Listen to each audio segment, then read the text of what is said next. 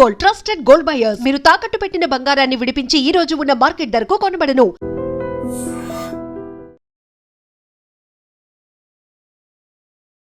నమస్కారం, welcome to I dream. ధర్మ మార్గం విత్ విజిత కార్యక్రమానికి స్వాగతం.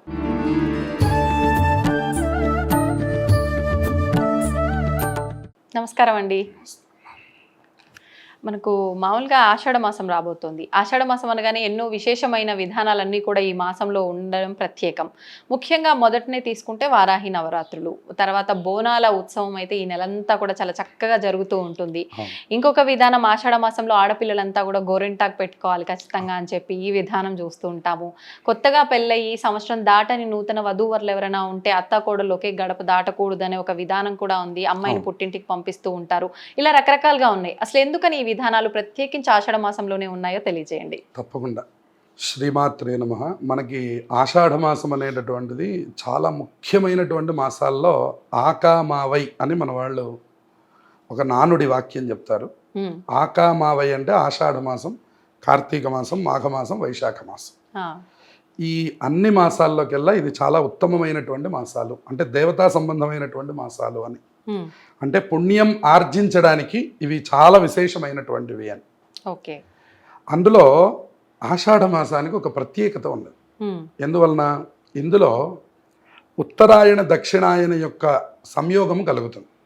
అంటే ఈ మాసంలో ఉత్తరాయణం నుంచి సూర్యుడు దక్షిణాయనంలోకి మారుతాడు.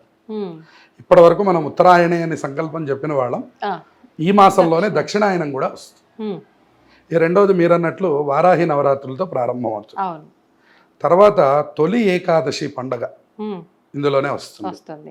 తర్వాత గురు పూర్ణిమ, వ్యాస పూర్ణిమ అనాలి. ఇవాళ మనకు అది సాయిబాబా పూర్ణిమ అయిపోయింది, అది కూడా మనం చెప్పుకోవాలి.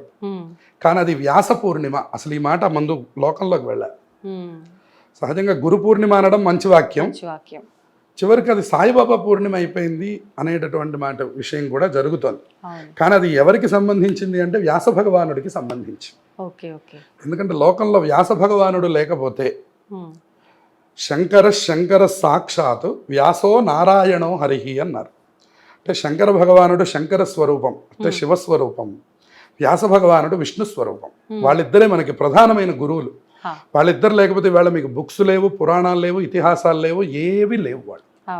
కానీ వ్యాస భగవానుడే మనకి వ్యాసోచ్ఛిష్టం ఇదం జగత్ అన్నారు. వ్యాస భగవానుడే మనకి లోకంలో ఎన్నో రకాలైనటువంటి ఉపకారములు చేశాడు ఆయన. కాబట్టి ఆయనకి సంబంధించిన పూర్ణిమ అది వ్యాస పూర్ణిమ అన్నారు. ఆ వ్యాస పూర్ణిమని గురు పూర్ణిమ అన్నారు. అంతవరకు కూడా పర్వాలేదు. కానీ వాళ్ళ లోకంలో ఎలా వెళ్ళిపోయిందంటే ఇక మీకు ఎక్కడా మీకు ఉత్సవాలు ఏం జరగవు, ఒక్క సాయిబాబా గుళ్ళో జరుగుతుంటాయి గురు పూర్ణిమ అనేటువంటి. కాబట్టి ఆ విషయం మీద కూడా మనం మాట్లాడదాం. తర్వాత ఈ ఆషాఢ మాసంలో మీరు అన్నట్లు ఆదివారాలు జరిగేటటువంటి బోనం ఉత్సవాలు. ఈ బోనం అన్న శబ్దానికి అర్థం ఏమిటంటే గ్రామదేవతకి సమర్పించేటటువంటి ఒక ఉత్సవం, గ్రామదేవతలకి జరిగేటటువంటి ఉత్సవాలు. అందుకనే మనకి ఎల్లమ్మ, ఉప్పలమ్మ, మహంకాళి ఇత్యాది దేవస్థానంలో జరుగుతాయి. అంటే గ్రామదేవతా ఉపాసన చేయడానికి యోగ్యమైనటువంటి యొక్క కాలం ఈ ఆషాఢ మాసం. కాబట్టి గ్రామదేవతా ఉపాసన చేయడం ద్వారా గ్రామము, లోకము, ఆ దేశము అన్నీ కూడా సస్యశ్యామలంగా ఉంటాయి. మనం ఎక్కడికి వెళుతున్నా కూడా ఇదివరకు మనకి గ్రామదేవతలు ఊరి చివరి భాగంలో కనపడేవారు. బాగా దూర ప్రయాణాలు జరిగేటప్పుడు, వివాహాదులకు వెళ్ళేటప్పుడు అక్కడ కొబ్బరికాయ కొట్టి బయలుదేరేటటువంటి సంప్రదాయం కూడా ఉండేది. ఇప్పుడు మనం విడి సమయాల్లో గ్రామదేవతల్ని పట్టించుకోవడం అనేటటువంటిది కొంచెం మన యొక్క సమయాల్లో కుదరడం లేదు. అందుకని పెద్దలు మన తెలంగాణ ప్రాంతంలో ఏం చేశారంటే సంవత్సరానికి ఒక ఉత్సవాన్ని అమ్మవారికి జరపాలి. దాంట్లో వాళ్ళు ఏం సమర్పిస్తారు అంటే ఒక కుండలో వేపాకు, పసుపు నీళ్లు, ఒక కుండలో చద్ది అన్నం, పెరుగుతో కూడినటువంటి అన్నం, ఇక మిగిలినటువంటి వాటిని కూడా సమర్పిస్తూ ఉంటారు. ఆయా అమ్మవారి యొక్క విశేషణాలు, కుటుంబంలో వాళ్ళకు ఉన్నటువంటి యొక్క పరంపర, వాళ్ళ పెద్దలు ఏం చేశారు అనేటటువంటి దాన్ని అనుసరించి ప్రతి ఇంటి నుంచి వాళ్ళ దగ్గరలో ఉన్నటువంటి గ్రామదేవతకి బోనం వెళ్ళాలి అనేటటువంటిది ఒక సంప్రదాయం. ఈ సంప్రదాయం ద్వారా ఏం జరుగుతుంది అంటే వ్యాధులు దూరం అయిపోతాయి. ఇది ప్రాంతీయ ఆచారం అండి? ఇది ఖచ్చితంగా ప్రాంతీయ ఆచారం. ఉమ్. ఇది మళ్ళీ మీకు ఆంధ్ర వెళితే మీకు కనపడదు, లేదు. అవును. కర్ణాటక వెళ్తే మీకు కనపడదు, ఉమ్, ఉమ్. ఇంకెక్కడ మీకు కనపడదు. అదే. ఇది కేవలం మనకి అవును. తెలంగాణకు సంబంధించినటువంటి ఒక ప్రత్యేకత. అవును. అది నేను మీకు ఇందాక చెప్పినట్టు ఇది గ్రామదేవత ఉపాసనకి యోగ్యమైనటువంటి కాలం. అంతేకాకుండా ఇక్కడ ఆషాఢ మాసాన్ని శూన్యమాసం అని చెప్తారు. అంటే ఈ మాసంలో ఉమ్, ఎప్పుడైనా కానివ్వండి మీకేం వివాహాదులు జరగవు, ఉమ్, ఉపనయనాలు, వివాహాలు, గృహప్రవేశాలు ఏమీ శుభకార్యాలు ఈ మాసంలో ఉండవు. ఎందుకనండి? రీజన్ ఏమైనా ఉందా? ఎందువలన అంటే ఇది సూర్యుడి యొక్క సంచారాన్ని అనుసరించి జరిగేటటువంటిది. ఇది మాసానికి వచ్చిన ఇబ్బంది కాదు. ఇది సూర్యుడి యొక్క సంచారం జరిగేటప్పుడు కలిగేటటువంటి యొక్క విభాగం వల్ల మూల త్రికోణములలో సూర్య భగవానుడు ఉన్నప్పుడు ఉమ్, ఆయన బలం ఉండదు కాబట్టి, ఉమ్. సూర్యుడి బలం లేనిదే శుభకార్యం లేదు కాబట్టి అవును. ఈ మూల త్రికోణాల్లో వచ్చేటటువంటి 3 మాసాలని శూన్య మాసాల కింద చెప్పారు. ఉమ్. ఒకటి ఆషాఢ మాసం, ఒకటి భాద్రపద మాసం, ఒకటి పుష్యమాసం. ఎటువంటి శుభకార్యాలకి ఎటువంటి పనికిరాదు. శుభకార్యాలు జరగవు. ఓకే. అన్నప్రాశనలు, ఇల్లు మారడం లాంటివి ఏవో చిన్నవి చేస్తారు కానీ ఉమ్, ఉమ్. పెళ్ళిళ్ళు లాంటివి కానీ, ఉపనయనాలు, గృహప్రవేశాలు, శంకుస్థాపనలు లాంటివి ఏవి కూడా అందులో జరగవు. చెయ్యరు. అందులో ఇక్కడ ఏమంటున్నాడంటే ఉమ్. ఆషాఢ మాసం ఉపాసనా మాసం అంటున్నాడు. హా. అంటే దేవతా సంబంధమైనటువంటి ఆరాధనను చేయడానికి ఇది చాలా ఉత్తమమైనటువంటి మాసం. ఓకే. దీనివల్ల ఈ సంవత్సర కాలం మొత్తం కూడా విశేష ఫలితాలు వస్తాయి. ఉమ్. అందుకనే ఇక్కడ బోనం ఉత్సవం చేయడానికి గల కారణం.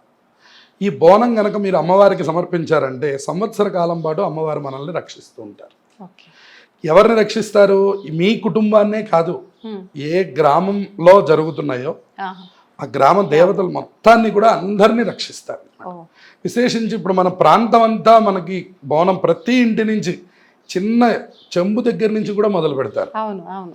ఏదో వాళ్ళకి తోచినటువంటిది సమర్పిస్తారు. వాస్తవం. దాని ద్వారా సంవత్సరం అంతా కూడా గ్రామదేవత యొక్క అనుగ్రహం కలుగుతుంది. ఉమ్. ఈ కరోనా లాంటి మహమ్మారీలు కానివ్వండి, అవును. మసూచి అని ఇదివరకు ఇంకా చాలా పెద్ద పెద్ద వ్యాధులు ఉండేవి, మందులు లేవు వాటికి. అటువంటి వస్తే ఇప్పుడు రామారావు గారి అబ్బాయి దగ్గర నుంచి ఆ సమయంలో వెళ్ళిపోయిన వాళ్ళే, ఎందుకంటే వైద్యం లేదు. కాబట్టి అటువంటి వ్యాధులు ప్రబలకుండా గ్రామదేవత సరదా మనల్ని రక్షిస్తూ ఉంటుంది. ఓకే. ఓకే. అందుకనే వాళ్ళకి ప్రత్యేకమైనటువంటి పేర్లు పెడతారు. ఉమ్. అంకమ్మ, ఉమ్. తర్వాత ఉప్పలమ్మ, అవును. ఇటువంటి ప్రత్యేక నామాలు ఉంటాయి, అసలు మనం ఎక్కడ విన్నటువంటివి. కాబట్టి అటువంటి గ్రామదేవత ఉపాసనలు చేయడానికి యోగ్యమైనటువంటి కాలం. ఉమ్. ఇక మనం తొలి ఏకాదశిలోకి వెళ్ళేసరికి ఏమవుతుంది? విష్ణుమూర్తి యొక్క శయనంలోకి వెళ్ళి చాతుర్మాస దీక్ష. చాతుర్మాస్యంలోకి వెళ్ళేటువంటిది. అవును. ఇక్కడ చాతుర్మాస్యాలు అంటే అర్థం ఏమిటి అంటే ఉమ్.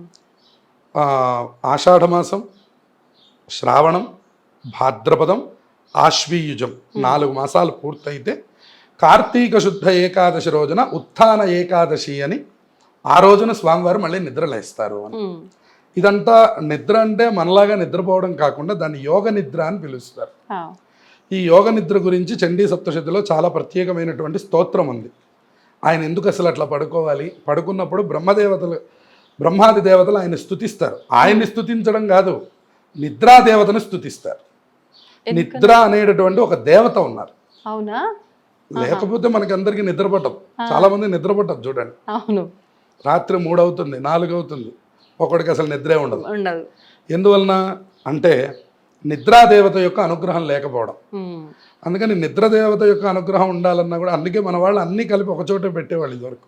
అందుకని విష్ణుమూర్తి ఆరాధనని నిరంతరంగా చేసేవాళ్ళు, ఉమ్. గృహస్థులైనటువంటి వాళ్ళు, రోజు విష్ణు సహస్రనామం చదువుకునేవాళ్ళు, ఇటువంటి ఆరాధనలు చేసేవాళ్ళకి ఆ నిద్రమోహం అనేటువంటి మాటలు లేవు. ఆ. ఎందుకనంటే వాళ్ళు చక్కగా ఆరాధన చేసుకునేవాళ్ళు. విష్ణుమూర్తి అనుగ్రహం అంటే మళ్ళీ నిద్రాదేవత అనుగ్రహం మళ్ళీ ప్రత్యేకంగా అక్కర్లా. ఓకే. విష్ణు అనుగ్రహం ఉంటే అన్నీ ఉన్నాయని అర్థం. అందుకని ఆ తొలి ఏకాదశి రోజున ఆయన శయన ఏకాదశి, ఆయన అందులోకి ప్రవేశించేటటువంటి రోజు. ఓకే. అట్లాగే వ్యాస పూర్ణిమ గురించి చెప్పుకున్నాం. అది వ్యాస భగవానుడికి సంబంధించినటువంటిది. పురాణములన్నీ కూడా ఏర్పాటు చేసినటువంటి వ్యాస భగవానుడికి ఉత్సవం చేయవలసినటువంటి పూర్ణిమ. అందుకనే సన్యాసులందరూ కూడా ఆ రోజున చాతుర్మాస్య దీక్షను తీసుకుంటారు. ఆ. వాళ్ళు కూడా వ్యాస పూజ చేస్తారు. చేసి సన్యాసంలో వచ్చేటువంటి చాతుర్మాస్య దీక్షను చేస్తారు. ఉమ్. ఇదివరకు నిజంగానే 4 మాసాలు ఉండి కార్తీక మాసం వరకు కూడా ఒక చోట ఉండేవారు. ఆ. కాలక్రమంలో అది పక్షములుగా తీసుకొని 4 పక్షములుగా 2 నెలలు ఉంటున్నారు. ఆషాఢం, శ్రావణం 2 నెలలు ఉండి భాద్రపదం నుంచి వాళ్ళు లేచి మళ్ళీ యథావిధిగా సంచారం చేస్తున్నారు. ఎందుకంటే ధర్మానికి అవరోధం కలుగుతుంది. 4 నెలలు ఒకచోటే ఉండిపోతే అవును. ధర్మ ప్రచారం లోకంలో జరగదు. అందువలన వాళ్ళు లేచి మళ్ళీ ప్రచారం ప్రారంభం చేస్తారు. ఇటువంటి వ్యాస పూర్ణిమ కూడా ఈ మాసంలోనే ఉంది. ఇక మళ్ళీ మనం అనుకున్నటువంటిది ఈ కొత్తగా వివాహమైనటువంటి వాళ్ళకి, అవును. ఈ కొత్తగా వివాహమైనటువంటి యొక్క దంపతులు ఆషాఢ మాసం వచ్చేసరికి ఈ కాలం చాలా ప్రత్యేకమైనటువంటిది కాబట్టి ఇందులో సంభోగం కనుక జరిగినట్లయితే, ఇందులో కనుక అత్తాకోడలు కానీ ఒక చోట ఉన్నట్లయితే వాళ్ళకు కూడా ఏదైనా ఉపద్రవం కలుగుతుందనే దృష్టి చేత ఒకచోట వీళ్ళిద్దరూ ఉండరాదు అనేటటువంటి దృష్టిని పెట్టి తప్పకుండా మొదటి సంవత్సరం మీ పుట్టింటికి వెళ్ళడం అనేటటువంటిది ఒక సంప్రదాయాన్ని తీసుకొచ్చారు. దాని ద్వారా వాళ్ళు సర్వకాలంలో ఎందుకు క్షేమంగా ఉంటారని చాలా మంది లోకంలో పట్టించుకోవడం మానేశారు. అత్త కోడలు ఒక దగ్గర ఉండట్లేరు, మూడు పిల్లలు సపరేట్ గా ఉంటున్నారంటే ఇంకా పాటించాల్సిన అవసరం లేదు అనుకుంటున్నారు. కానీ అలా కాకుండా భార్యాభర్తలు కూడా ఒక చోట ఉండకుండా వాళ్ళు కూడా అసలు పుట్టింట్లో ఉండి వాళ్ళు కూడా కొంత దూరంగా ఉండడం అనేటటువంటి కాలం చెప్పారు. ఇక్కడ అత్తా కోడళ్ళని ఎందుకు చెప్పారంటే మొగుడు పిల్లలు దూరంగా ఉండాలని చెప్పకుండా అత్తా కోడళ్ళని చెప్పారు. కానీ అసలు ఉండాల్సింది ఎవరు? హస్బెండ్ వైఫ్, భార్యాభర్త. అందుకని ఇది అత్తగారి మీద పెట్టి నెపని చెప్పారు. కాబట్టి ఈ వీళ్ళిద్దరు కనుక ఇట్లా ఉన్నట్లయితే జీవితాంతం సుఖంగా ఉంటారు అనేది అర్థం. ఇక గోరింటాకు విషయానికి వస్తే ఇది ఒక పెద్ద పండగ. ఇది కొన్ని సందర్భాల్లో మాత్రమే గోరింటాకు పెట్టుకోవడం అనేటటువంటిది ప్రత్యేకంగా చెప్పారు.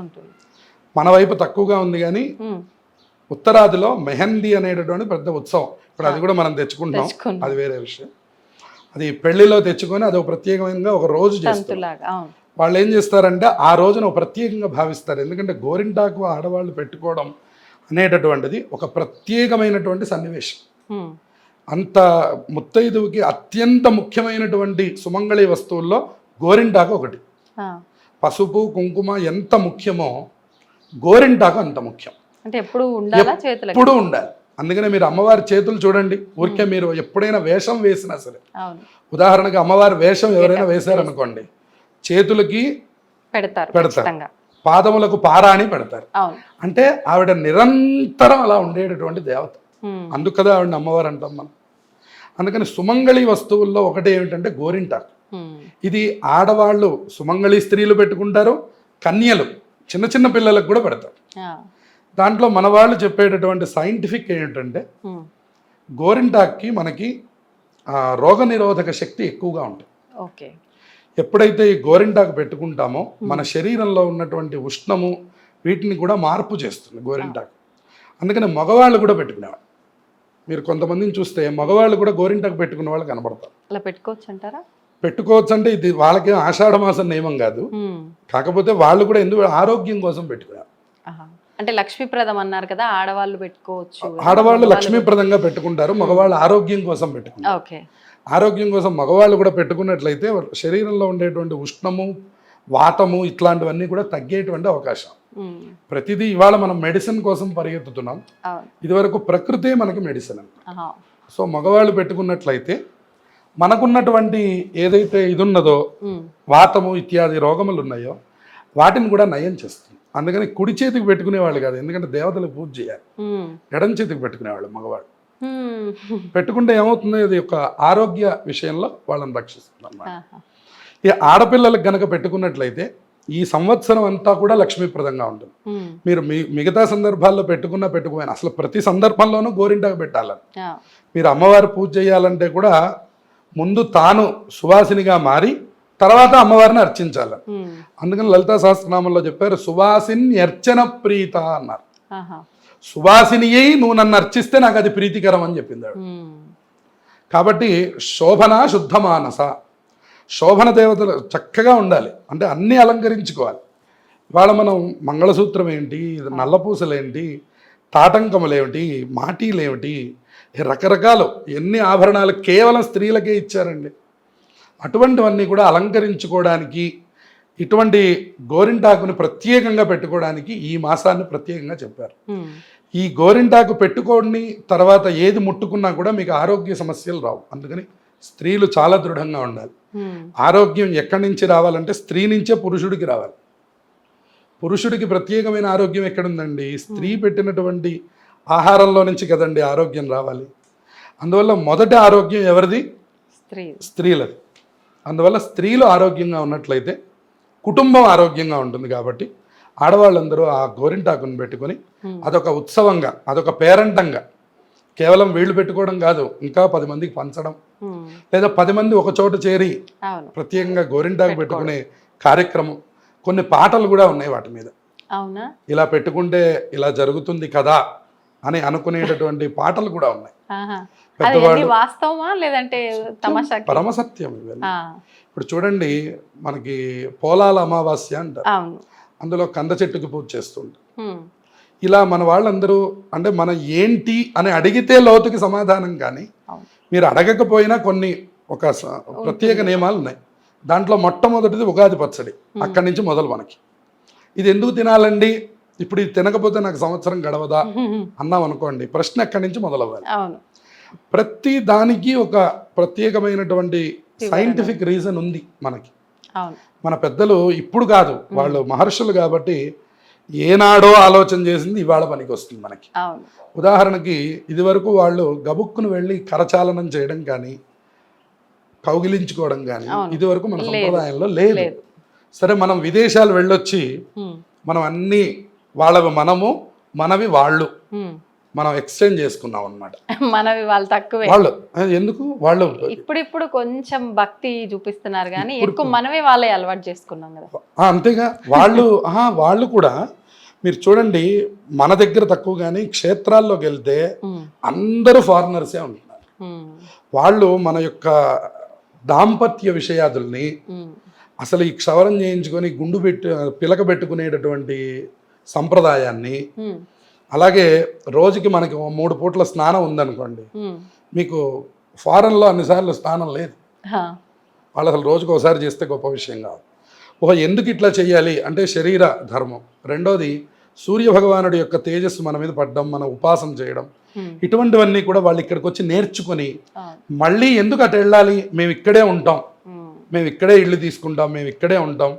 అరుణాచలంలో మీరు వెళ్తే ఎంత మంది కనపడతారో మీకు. అరుణాచలానికి వచ్చి ప్రత్యేకంగా వివాహం చేసుకునేటువంటి దంపతులు ఎంతమంది? ఫారినర్స్.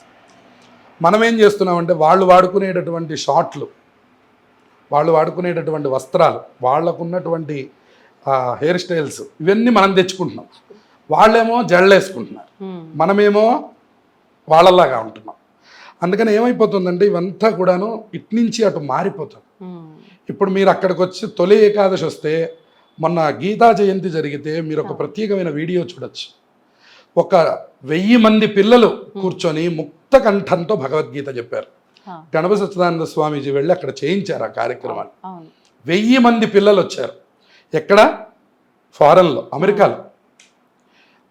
అమెరికాలో 1000 మంది పిల్లలు ఉన్నారంటే మనకి ఇక్కడ ఇండియాలో ఇంత ప్రదేశమైనటువంటిది, ఇంత భక్తి భూమి అయినటువంటిది, ఇంత కర్మభూమి, ఇంత వ్యవస్థలో ఎంతమంది రావాలండి భగవద్గీత పారాయణకి? కానీ మనకి ఎంతమంది మన పిల్లలకి భగవద్గీత నేర్పిస్తున్నాం? ఎంతమంది పిల్లలకి విష్ణు సహస్రనామం వచ్చు? ఎంతమంది పిల్లలకి అసలు భగవంతుడి మీద యొక్క బుద్ధిని నేర్పిస్తున్నామా?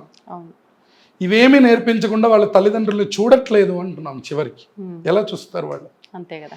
భగవంతుడే తెలియని వాడికి తల్లిదండ్రులు ఎలా తెలుస్తారు? తల్లిదండ్రుల్ని భగవంతుడు అనాలంటే ముందు వాడికి భగవంతుడు ఎవడో తెలియాలి. తెలిసాక వాడు తల్లిదండ్రుల్ని భగవంతుడిగా భావిస్తాడు. భగవంతుడికి మీరేదో మేలు చేయడం కాదు, మనకి మనం మేలు చేసుకోవడం, భగవంతుడి ఆరాధన చేయడం. మనం అనుకుంటాం, తులసిమాల తీసుకెళ్ళి ఇస్తే మా ఇంట్లోనండి, మా వెంకటేశ్వర స్వామి గుళ్ళో ఎవరు పట్టించుకోరండి, నేనే తులసిమాల తీసుకెళ్ళి ఇస్తూ ఉంటాను. ఆయన వేసినా వేయకపోయినా ఆయన ఏం బాధపడ్డు. కానీ తులసిమాల సమర్పించడం ద్వారా నీ ఖాతాలో పుణ్యం వేశారు. నీకెప్పుడో రావాల్సినటువంటి ఆపదకి ఆయన అడ్డుపడాలి, ఆయన బాధ్యత వహించాలి. ఎందుకని? నువ్వు ఎప్పుడో ఒకసారి తులసిమాల ఇచ్చినటువంటి కృతజ్ఞతని ఆయన నీ ఖాతాలో రాసి పెట్టాడు. ఆయన నీకు ఎప్పుడో ఆపద వచ్చేటప్పుడు ఆయన వచ్చి అడ్డుపడాలి. అదే గజేంద్ర మోక్షం. అదే మనకి సిరికింజప్పుడు శంఖచక్ర యుగమున్ చేదోయి సంధింపడే పరివారంబును చీరడు. ఆయన ఏం వాహనాలు చూసుకోలేదు, చేతుల్లో కరెక్ట్గా ఉన్నాయండి, శంఖచక్రాలు ఏమైనా వంకర ఉన్నాయా, మేము ఆయన అడగలే. ఒంటి మీద ఉన్నటువంటి ఉత్తరీయం కూడా శ్రీకుచోపరి చేలాంచలమైన వీడడు గజప్రాణావనోత్సాహి. పరిగెత్తుకుంటూ భక్తుల రక్షణ కోసం పరిగెత్తితే అమ్మవారి పమిటి కొంగు పట్టుకొని ఆయన వెనకాల పరిగెత్తింది. అంత గొప్ప అనుగ్రహ ప్రదాత విష్ణుమూర్తి అన్నమాట. ఆ విష్ణు ఆరాధనకి సంబంధించినటువంటి మాసం మనకి ఈ ఆషాఢ మాసం. ఈ ఆషాఢ మాసంలోనే ఈ శుభకార్యాలన్నీ కూడా చెయ్యమని ప్రత్యేకంగా ఉపాసకులకి ఇది చాలా ముఖ్యమైనటువంటి మాసం. ఇంకొకటి ఏం చెప్తున్నారు అంటే పౌర్ణమికి సముద్ర స్నానం చాలా విశేషమైనటువంటి ఆషాఢ పౌర్ణమికి సముద్ర స్నానం చేసినటువంటి వాళ్ళకి సంవత్సర కృత ప్రాయశ్చిత్తం జరుగుతుందని చెప్పారు. సంవత్సరంలో చేసినటువంటి పాపములు పోవడానికి 4 అవకాశాలు ఇచ్చారు. మనం ఏమంటామంటే మాకు ఆ రోజు బోర్డు మీటింగ్ ఉందండి, కుదరదండి అంట. అందుకని వాళ్ళు ఆలోచించన్నారు, పోన్లే ఆషాఢ మాసంలో కుదరలేదు, కార్తీక మాసంలో వెళ్ళవయ్యా అన్నారు. అయ్యో నేను ఫారంలో ఉన్నానండి అన్న. పోన్లేవయ్యా మాఘమాసంలో వెళ్ళవయ్యా అన్న.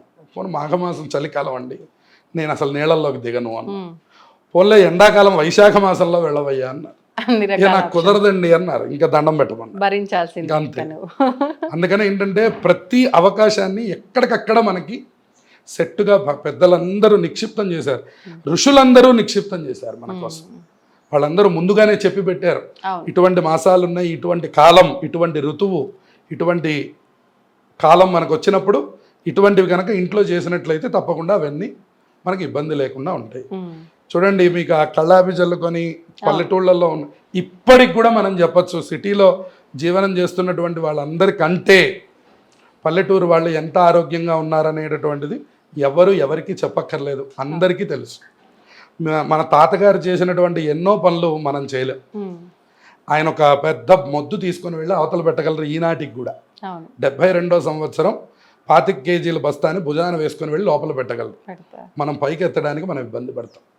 అందువల్ల ఆ శరీర దారుఢ్యాన్ని సంపాదించడానికి మన పెద్దవాళ్ళు రీజన్ అడగకుండానే వాళ్ళ పనాన్ని చేసేవాళ్ళు. ఇవాళ మనకు అదృష్టం, ఆ మాట చెప్పేవాడు ఉన్నాడు, ఆ మాట చెప్పించేవాళ్ళు ఉన్నారు, మన దగ్గరికి మన సెల్లులోకి తెచ్చేవాళ్ళు ఉన్నారు. మనం ఎంత అదృష్టం మనకి. ఇవన్నీ వచ్చాక కూడా ఇంకా మనం సైడ్ క్వశ్చన్స్ వేసి క్రాస్ క్వశ్చన్స్, మనం ఎందుకు చెయ్యాలి, మనకేం ప్రయోజనం అనేటువంటి మాటల ద్వారా వెనక్కి జరిగితే కల్చర్ ద్వారా పొందవలసిన ఏ ప్రయోజనాన్ని మనం పొందలేము. కాబట్టి ఏది చెప్పారో పెద్దలు, చెప్పడం ఒక ఎత్తు, ఆచరించడం ఒక ఎత్తు. అందుకనే పెద్దలు ఏం చేస్తే అది చెయ్యమనే శాస్త్రం చెప్పింది. మీ ఇంటి ఆచారం ఏదైతే ఉందో అది మీరు తప్పకుండా ఆచరించండి, అది మీరు ఎవరిని అడగక్కర్లా.